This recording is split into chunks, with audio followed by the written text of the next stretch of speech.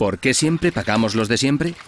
Los paraísos fiscales. Daño número 1. Expolio. Suele ocurrir que algunos países producen riqueza y otros la contabilizan, lo que da pie a incongruencias estadísticas. ¿Sabías que el primer importador de plátano de la Unión Europea es la isla de Jersey? ¿O que desde hace 10 años la mitad de las inversiones directas en la India llegan desde las Islas Mauricio? Pero esta desconexión entre la economía real y la contable tiene sus consecuencias.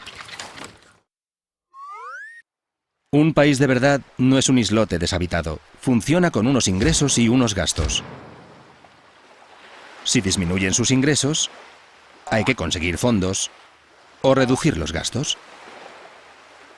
Cuando en un estado la recaudación no es suficiente, hay déficit y se pide crédito. Es decir, se emite deuda para equilibrar las cuentas. En España, con la crisis, se han reducido los ingresos, por lo que se ha subido el IVA.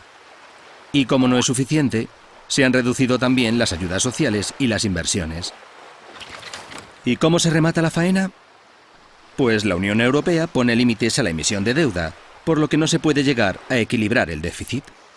Así que se reducirán más los gastos sociales, como educación o sanidad, y bajarán también las inversiones.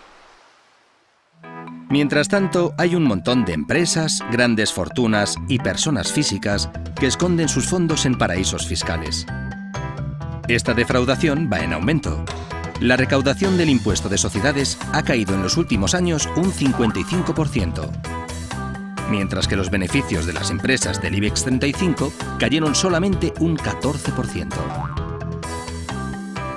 En 2009 ya tenían fondos en paraísos fiscales el 80% de las empresas del IBEX 35.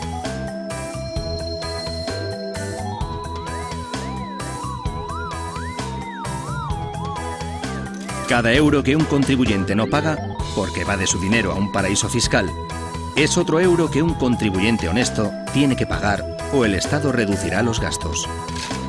Los paraísos fiscales reducen los ingresos de los estados y con ellos las prestaciones sociales y las inversiones.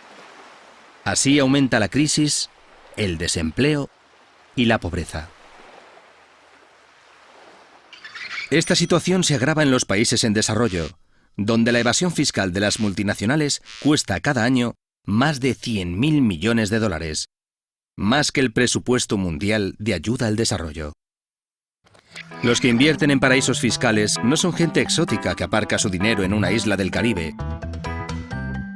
Son personas y empresas que se aprovechan de las infraestructuras de sus países sin pagar a cambio. Eliminar la opacidad de los paraísos fiscales. Gravar los movimientos de sus capitales.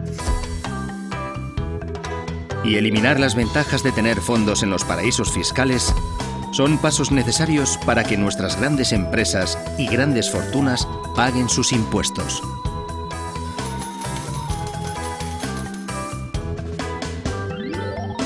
Si crees que los grandes evasores deben pagar sus impuestos por la supervivencia del bienestar social, si crees que se debe eliminar la opacidad de los paraísos fiscales, firma en noalosparaisosfiscales.org.